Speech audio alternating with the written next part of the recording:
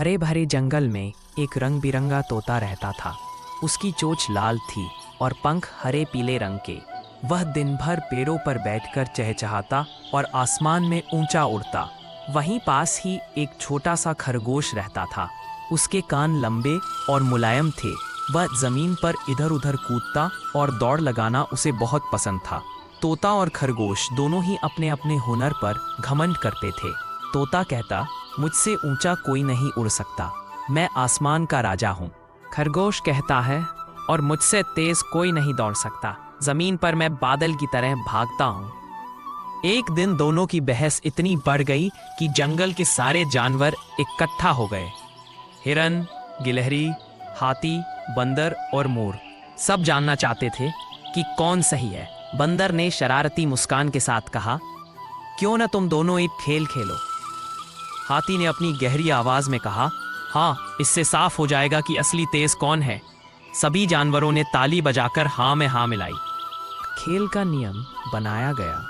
दोनों को तालाब से आम के पेड़ तक और फिर गुफा तक जाना होगा। खरगोश बोला, हाँ, ये तो बच्चों का खेल है।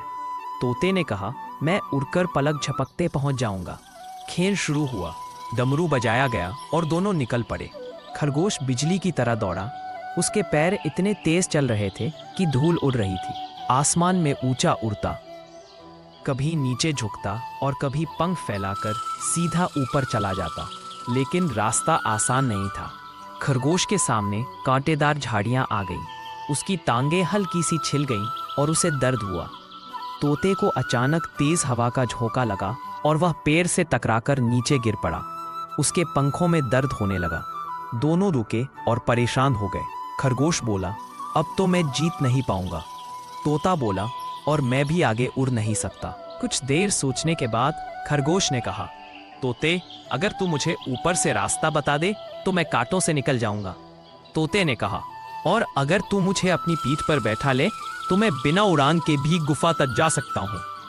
दोनों ने मिलकर योजना बनाई। तोता ऊंचे पेड़ पर चढ़ा और ऊपर से खरगोश को रास्ता बताने लगा।